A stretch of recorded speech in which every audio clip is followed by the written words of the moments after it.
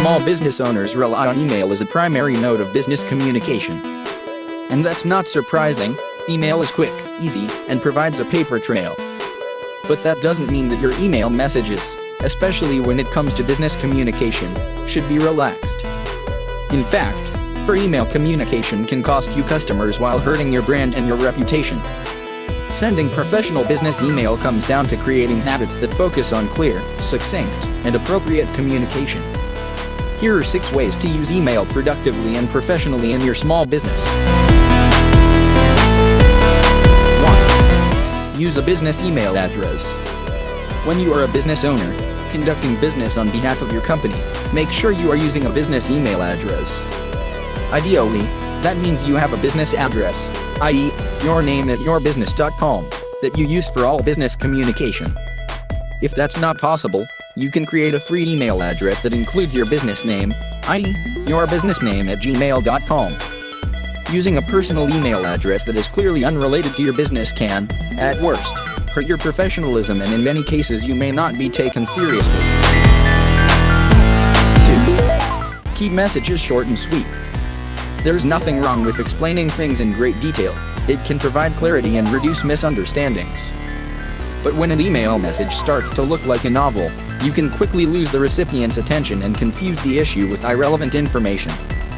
To avoid this, stick with one subject per email, and when you do need to include more information, use bolded subheads so the most important details are clear. 3.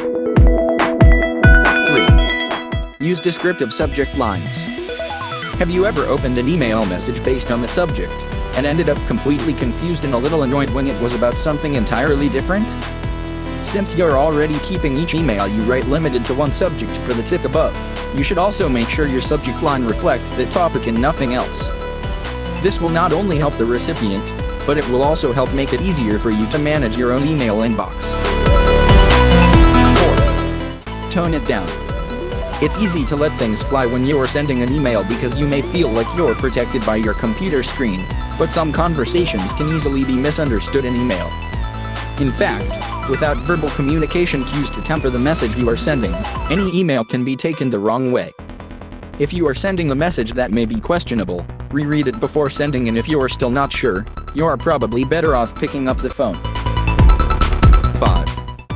Make your email signature useful. Quotes, promotions, and newsletters sign-ups in an email signature may be effective in some situations, but those items should never trump using your email signature for what it's meant to be used for, providing your contact information. Your initial email or reply should include an email signature with your full name, company, and URL at a minimum. A phone number, title, and restating your email address doesn't hurt either. 6. Check your spelling and proofread. Spell checking is easy.